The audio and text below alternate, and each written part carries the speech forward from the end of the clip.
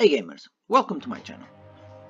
Today I'm going to show you some old Capcom arcade games from the 80s that you probably don't know. Capcom is my favorite gaming company, and the reason for that is because Capcom don't have many ups and downs like other companies have. In each decade Capcom always released many top games, and in my opinion is still today one of the best companies. In the last couple of years, for example, they released many top games such as Devil May Cry 5, Mega Man 11, Monster Hunter Iceborne, Resident Evil 2 and Resident Evil 3 Remake and others. But before you start, don't forget to subscribe and hit the notification bell so you don't miss a thing. Sunsun, released in 1984. I'm going to be honest, I didn't know this game very well, and I had to play it in my arcade machine to make this video. To be honest, I could just see a video in YouTube and said, oh my god, this game is so good. But I'm not here to earn money, or to fool anyone, or pretend that I know more than others. I'm also here to learn, with my videos and with your comments. And to improve my English and my video editing. If you don't like a video, please criticize in the comments, because it's also with criticism that I will learn to make better content. Now, about this game. That's my arcade machine. That small, gorgeous and sweet palm belongs to my son, when he was 2 years old. I don't know if you guys have kids, but it's the best thing in the world. About the game. We played this game only with a button, the fire button, and we don't have a jump button. The game is very short. We finished this game in less than 15 minutes. That rock with a number is the level we start, the 19. Then you go to 18, 17, and so on. And we finish the game when we reach number 1. The funny thing is, I finish almost all my arcade games, because I have infinitive credits. But in this game it doesn't matter how many credits do you have. When you lose the 3 lives, it's game over, and you have to start from the beginning. The game is very simple, but very fun and addictive.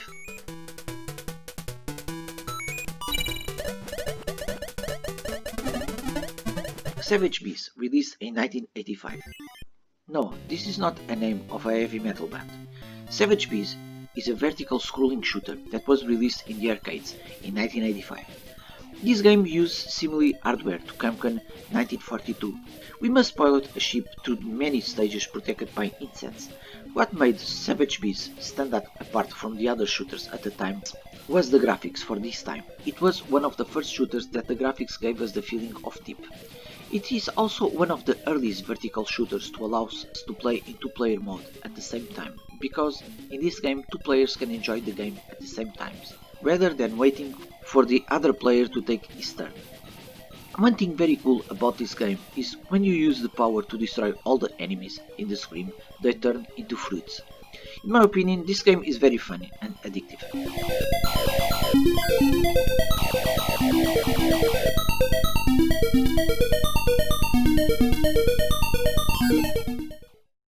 Gunsmoke, released in 1985. This is a very cool game. This is very similar to another Capcom game released in the same year, Commando, or Ikari Warriors from SNK for example.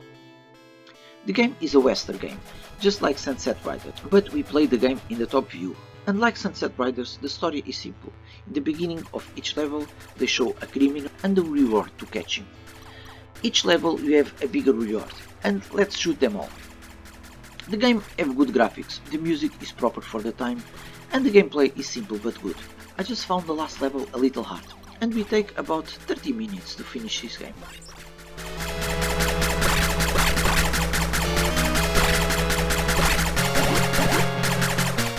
Sidearms, 1986. Sidearms is an update of another Capcom arcade game, Section Z. I decided to talk about Sidearms in this video because I played it for the first time in my beloved Spectrum. It was not one of the best Spectrum games, but the arcade version is enjoyable. I played this game in the arcade near my home when I was maybe 15 or 16, and I remember that I lose my coin very quickly. Unlike Ballhawk from Street Fighter always says, "My fight money!" And I give up the game and went to play Shinobi. The game is hard, the graphics were very good for the time. The bosses are not very big, as they usually are in this type of games. Even the last boss is very small, and most of them are very similar. The music is a little annoying. Overall, I think it's not one of the best arcade games from the 80s, but it's enjoyable to play a few times. Like Gunsmoke, we finished the game in 30 minutes.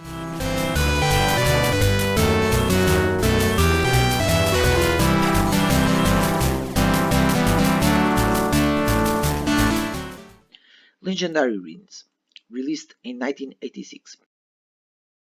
When I played this game for the first time, it reminds me of the first Turrican, because in the first Turrican we also have two different playing styles, a top view vertical style and a side-scrolling perspective. The first segment in each stage is a top view vertical scrolling segment, in which we fly across the sky shooting and dropping bombs. In the end of each level we defeat a boss to enter in the palace, then the game switches to a side-scrolling perspective. When we beat the boss, we start playing again in the top viewer. In my opinion, because we can play this game in two different styles, this game never gets boring.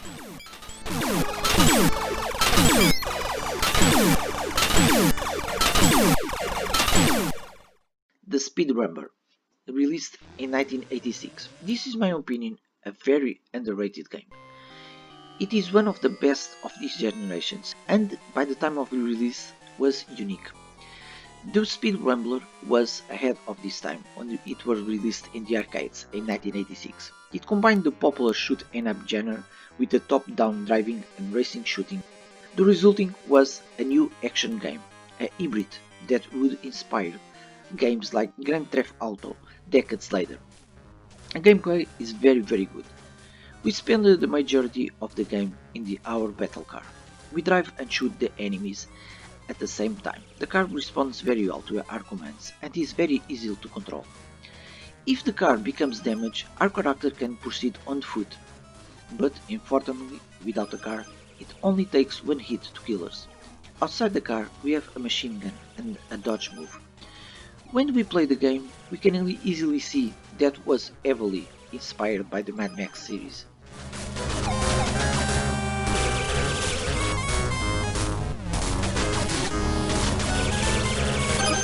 Avengers, released in 1987. The game takes place in Paradise City. Yes, just like the Guns N' Roses song. Coincident or not, it was released in the same year as the game. So, in Paradise City, a villain named Gahita has captured 6 girls, so our character Ryu, not Ryu from the Street Fighter series, is going to fight to rescue these girls and banish Gahita from the Paradise City once and for all. During the game, the player can pick up power-ups like speed, super punch, grenades, nunchaku and extra health. The game is very short, we can finish it in 10 or 12 minutes. In my opinion, this is one of the weakest Capcom arcade games from the 80s, but it certainly won't be a waste of time if you try to play it.